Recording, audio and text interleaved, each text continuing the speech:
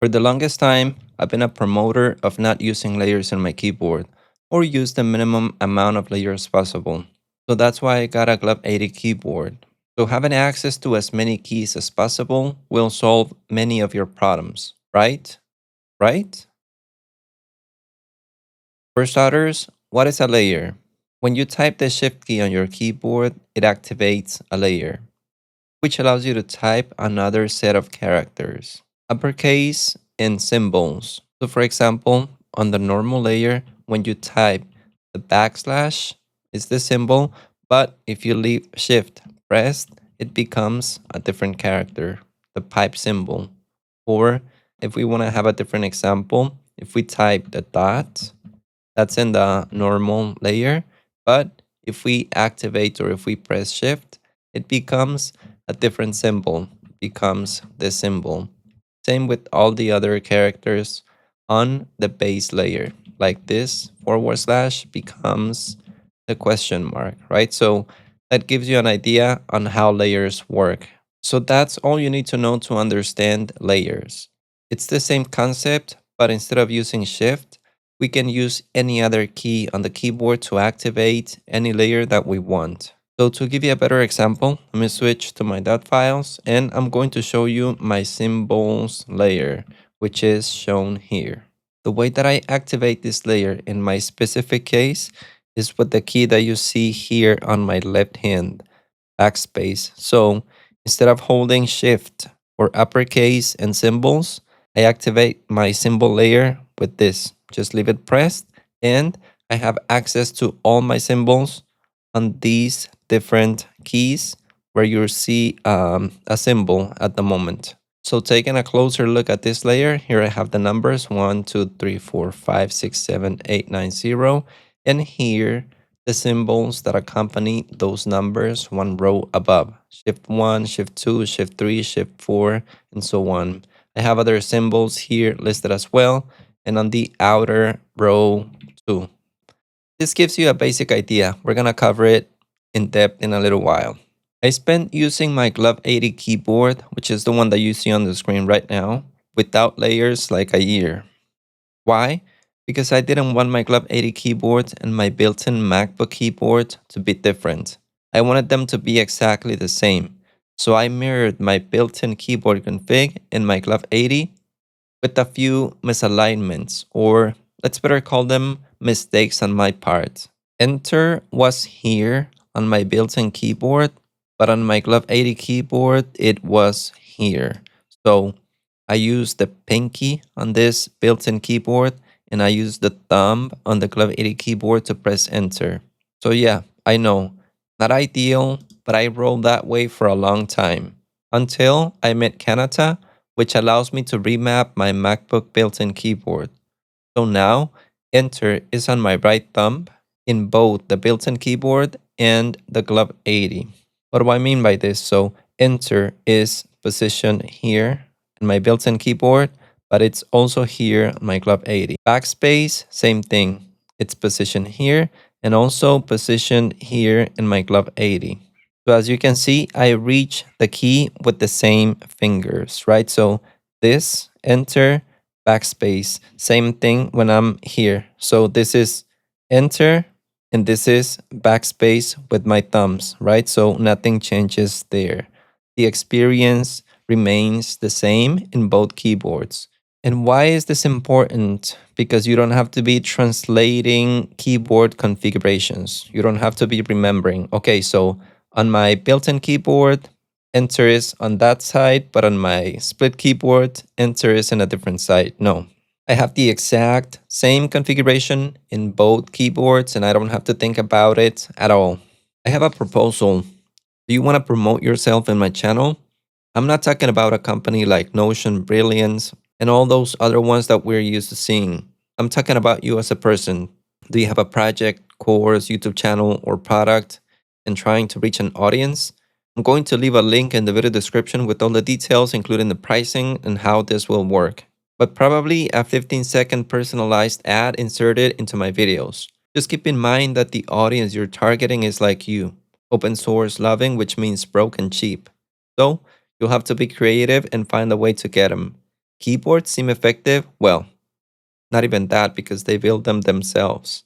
I never got used to the numbers being 2 rows above the home row. It's a big stretch. If you look at my keyboard right now, by default, the numbers are on the row here above. Just look how much I have to stretch my fingers to be able to reach them, right?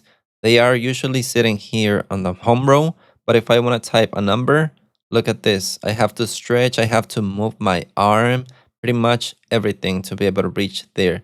I cannot just rest here, type a number. Yes, you can depending on the number, but the stretch is too much. I don't like it at all. The F keys, they're up here. They feel like a kilometer away. It's too much of a stretch. And then you lose your position, and it's like you need to see where the F keys are in order to press them. And I just don't like that at all. And yes, we're using the correct and universal system. Miles my ass. So this is how I started transitioning into a 40 key keyboard layout. In guitar playing, there's these techniques called economy fretting and economy picking, which basically teach you to play the guitar with the least amount of movement as possible. Saving on distance and energy makes you faster, more accurate, and of course, more efficient. So this is where the Linkarzu Law of Economy comes in place. Making up scientific terms is the new fashion, right? And this law dictates that each finger should move a maximum of one position away from its resting place. I'm pretty sure there's a scientific name for this already, but I just don't know it. This applies for each one of the fingers, even the thumbs. So let me quickly show you right now. My fingers are resting in what is known as the home row, right? This is home.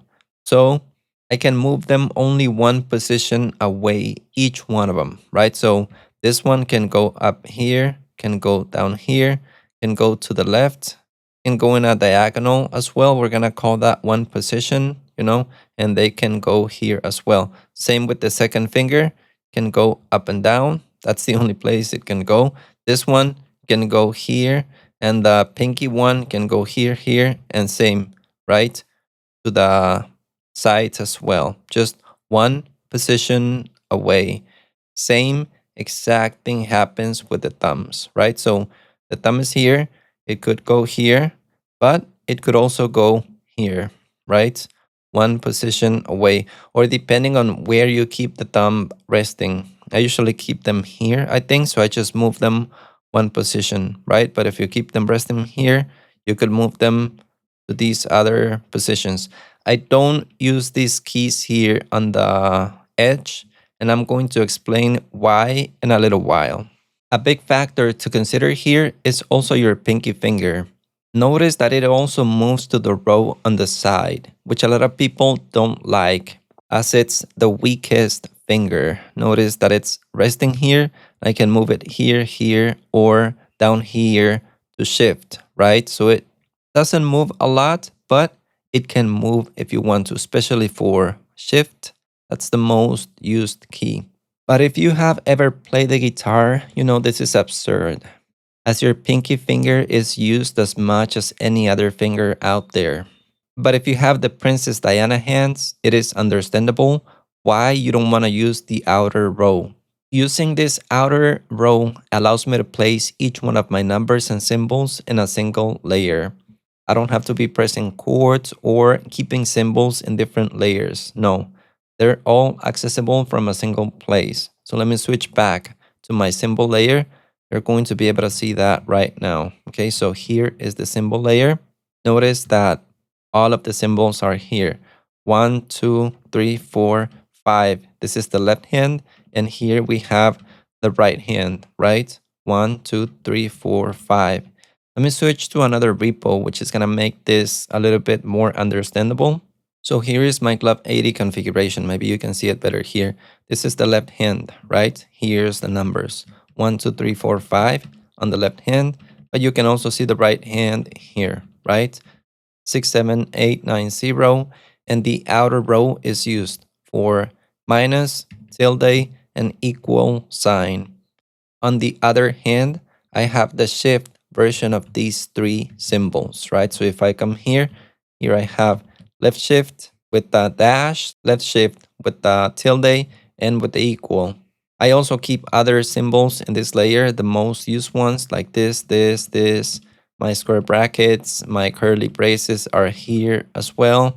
I also keep the comma, the dots, and this here. So if you type a lot of IP addresses, you don't have to be switching layers to be able to type an IP. So what do I mean by this? Let me switch back here and let's say that you need to type an IP address 192.168.1.1. You want to type the equal symbol, you can type it here. And I don't know, type just whatever you want to type with numbers and symbols so you don't have to be switching layers. You can do it all one layer away. And you remember how I activate this layer? Just a quick reminder, if I type this key here, that would be backspace on my Glove 80, but the same thing on my MacBook keyboard. If I tap here, the backspace, it activates the symbol layer, and I have access to all my symbols with the 4 remaining fingers, so I can reach them easily without any issues. To give you another example, my navigation layer is on my caps lock key, arrows, and selecting text.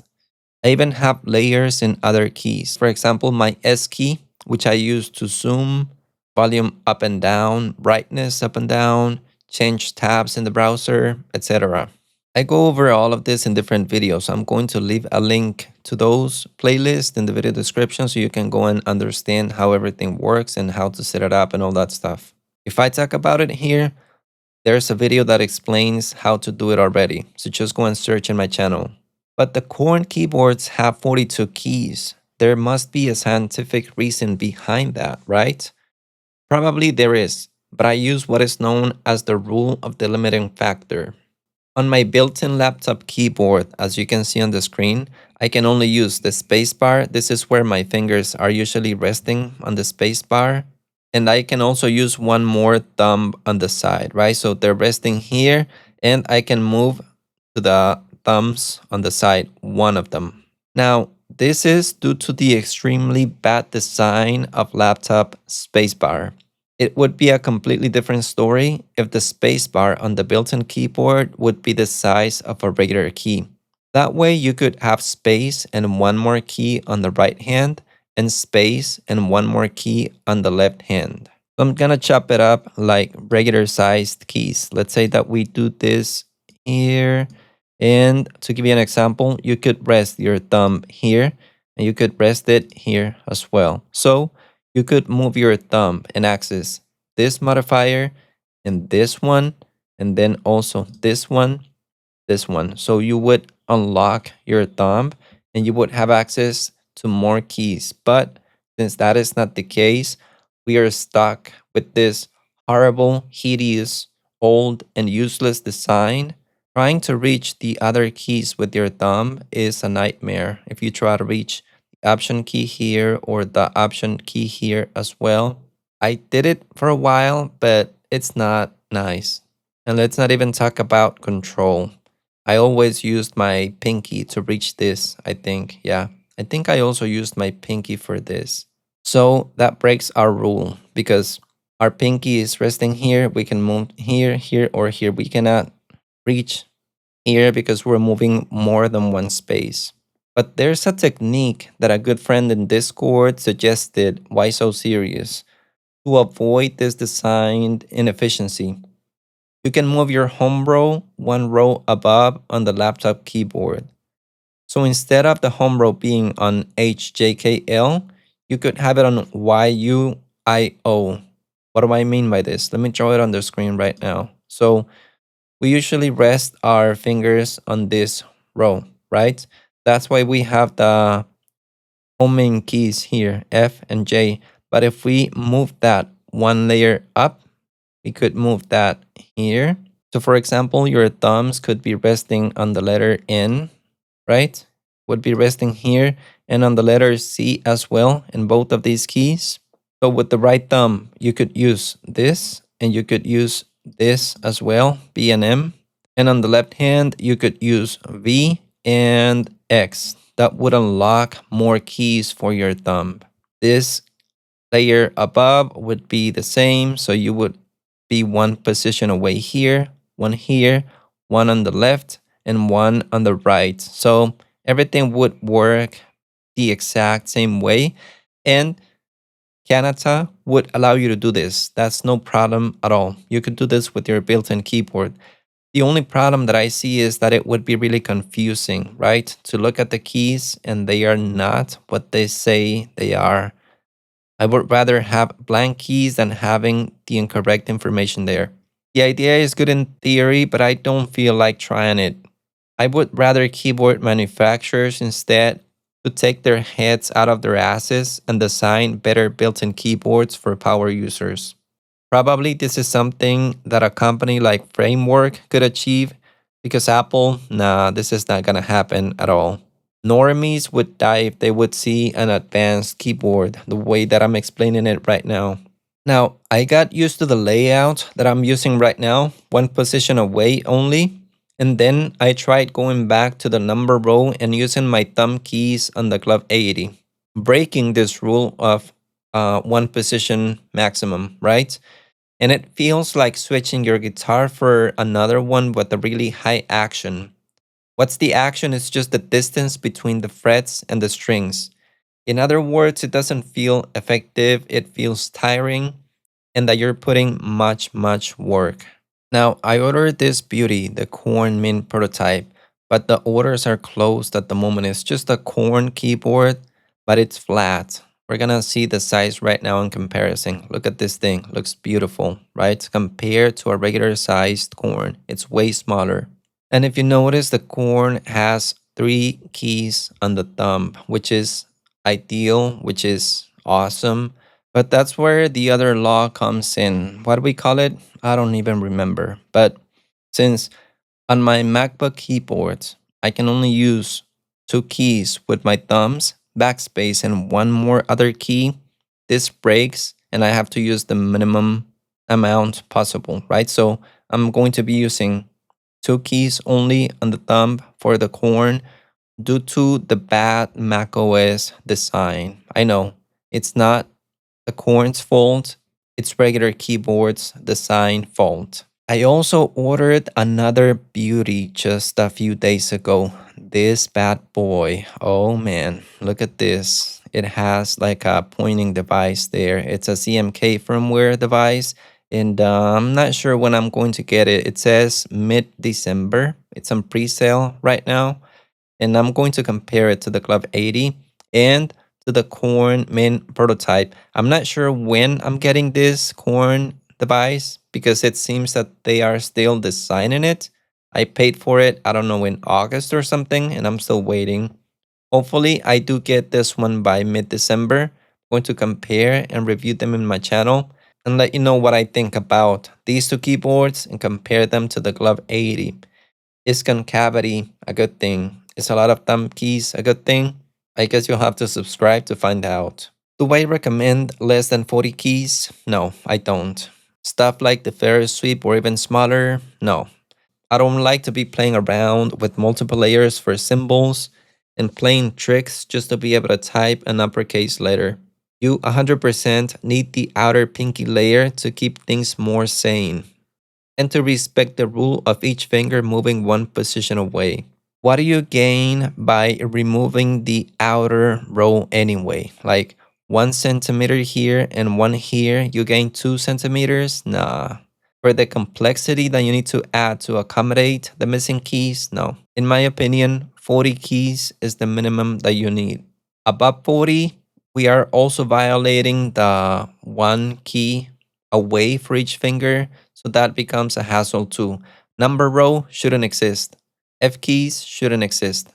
Now, it all depends who you say this to. If I go to my wife right now and I tell her, you know what, I'm going to remap your MacBook built-in keyboard, gonna remove the number keys, the F keys, you're gonna have your numbers in a separate layer, she would tell me to fuck off and just, I don't know, go and do something else. Not everyone is willing to go through this scientific method that is proven. The sample for the study is basically one user, which is me. So, yeah, give it a try. Let me know. What do you think? What layout do you use? Let me know in the comments. Does it make sense? I convinced you, right? It sounds really scientific and like the best thing ever, and it is. Before I let you go, I want to thank the CEOs, Web23, Web23.com, the executive producers, and the YouTube members. If you have donated super chats in live streams, or if you have sent super thanks, really appreciate that too. If you cannot, I understand it. I really appreciate for watching all the way to the end. Please leave a comment down below and like the video and share it. Hope you learned something. Hope this was useful, and I'll see you in the next video.